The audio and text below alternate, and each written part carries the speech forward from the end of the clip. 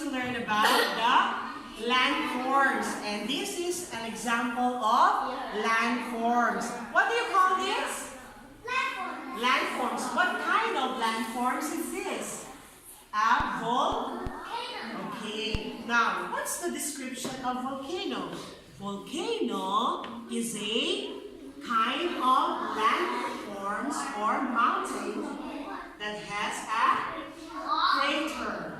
crater, and it comes out, what do you call? Lava. Now, I put already the baking soda, then I use the vinegar. So let's see how is the explosion. Okay, are you ready? Can we sing bubbles, bubbles, bubbles, see the volcano? Bubbles, bubbles, bubbles, see the volcano. Go! Bubbles, bubbles, bubbles, see the volcano. Bubble, bubble, bubbles,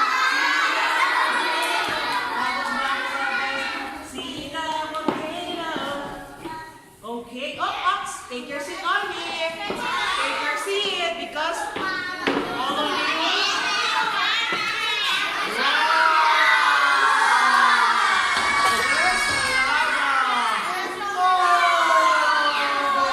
What can you see comes out? What can you see comes out? Wow. Okay. Now, everybody, I will let you sit first. Then, one by one, we'll do the